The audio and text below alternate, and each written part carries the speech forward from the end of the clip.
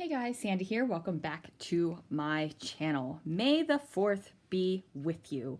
So while I was looking for a photograph to scrapbook for this YouTube hop that we're doing, I was looking for the shirt that I wore to work last May the 4th, and then I realized I had already scrapbooked this layout. So here that is.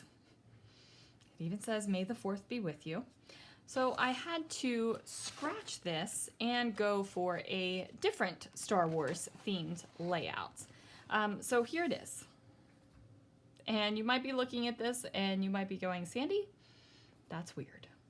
Well, it is a clone trooper butt, and this clone trooper was a pain in mine. I kept trying to get a good photo of him and he just kept turning, so I could not get him full on front, helmet, everything photo. He just kept showing me his rear end, so I finally just took a picture of it. So let's see what I can do.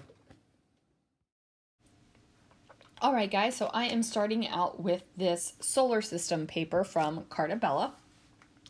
And I wanted some sort of spacey background paper, and I didn't want to make it myself.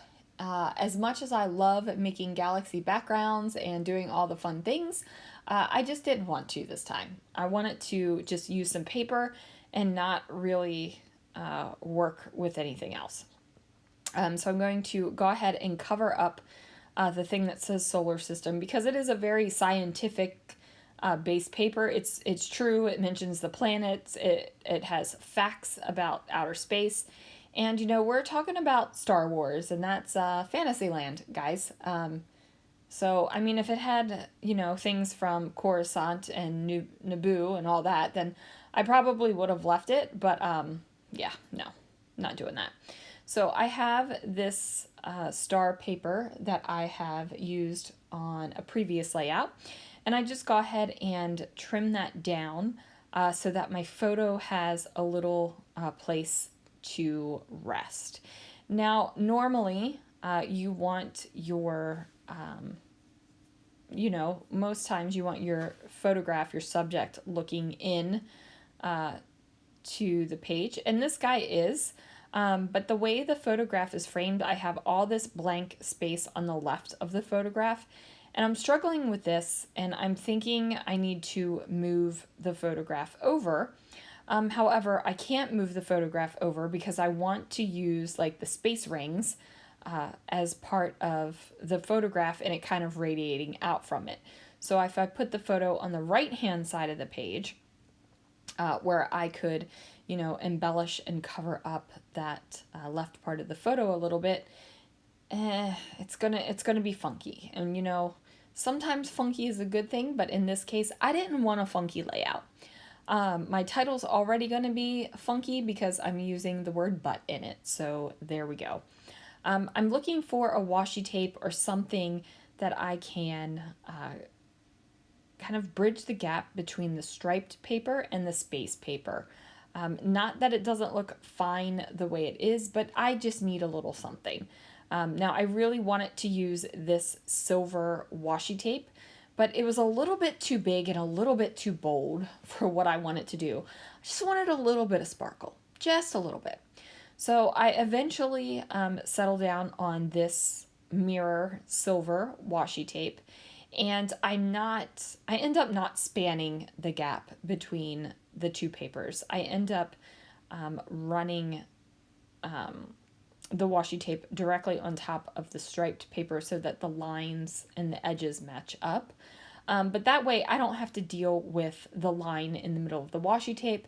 And if I don't get the washi tape exactly straight, like you don't see an unstraight line peeking from behind the washi tape, because, you know, the washi tape will pick up any ridges that you have going on in the paper. So I'm still looking at this. I'm still struggling. I think maybe I'll bring some other papers in and just kind of do something. And I really have no idea what I'm doing. If the you know, the guy was facing the other direction, I wouldn't have been struggling. And, you know, isn't it just par for the course that he just wouldn't let me take a photograph of him the way I wanted to, and he's still giving me a fit while I'm trying to scrapbook him. So I go ahead and trim down this little scrap of paper. Full confession time, the scrap of paper was in the bin.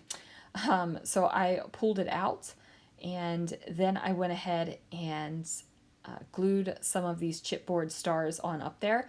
And I thought, oh, I'll probably put some sort of tiny word up there, finish that off. I went to my stash and grabbed some Star Wars die cuts that I have. And this is where I get the inspired idea to turn the paper upside down. That way my clone can look, into the page, and I can still decorate the left-hand side of that photo. So I trim off the top part of this. I think I trim it off, and it says Clone Wars. Yes, and I got to tell you guys, if you haven't ever watched the Clone Wars, you need to get yourself in on that because it is fabulous. So I trim off the journaling piece and leave the Clone Wars die cut for another day. And then I go ahead and pull out some die cuts from my stash, and I'm just trying to figure out what I can use. So I have the Stay Weird die cut. I have this chipboard word that says love. And then I have this black round circle. So I'm going to go ahead and just make this happen. And I like how it turns out. Like, flipping the paper upside down really just made the solution for me. Like, it just worked. So now I've got to figure out the title. So I grab these pink fresh letter stickers, and I decide to go with a variety of colors and not just all of the same one.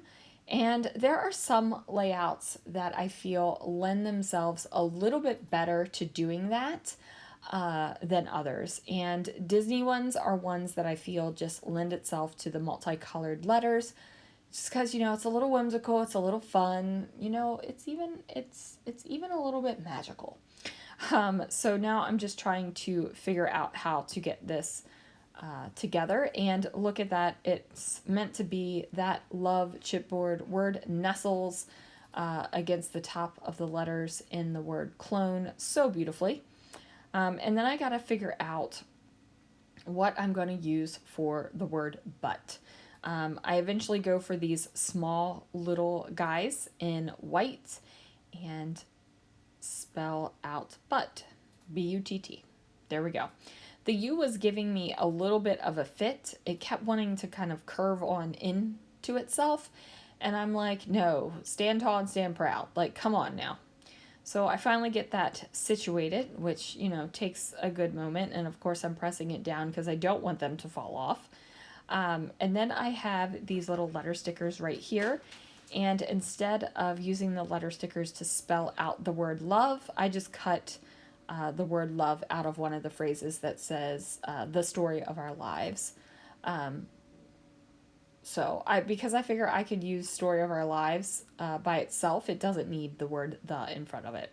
So I go ahead and get the love down, and now it is going to be time to journal about this dude who would not let me take a picture of the front of him, which is kind of weird. And I guess I just have weird interactions with clones in Disney, because this guy wouldn't let me take a picture of him at the front.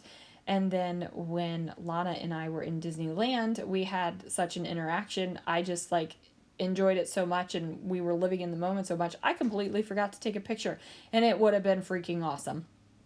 But you know what? Sometimes that happens.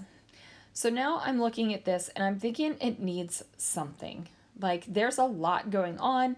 There's a good amount of color. I love my space circles. Like, I'm loving everything, but it just needs a little bit of something extra. So I grab my Nuvo Deluxe adhesive.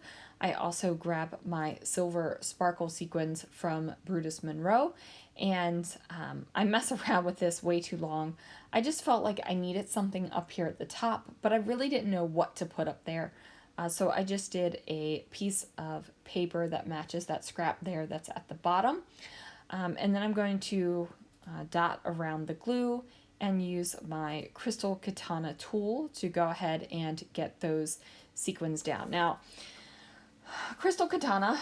I've had a few questions about it. I used to talk about what it was in almost every video that I used it, and then I stopped for a while, and now I'm getting questions again, so bear with me if you've heard all about the crystal katana before.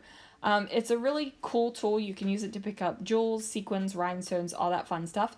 It has a wax tip on one end that you use to pick it up, and the good thing about it is if it gets glue on it, it comes right off.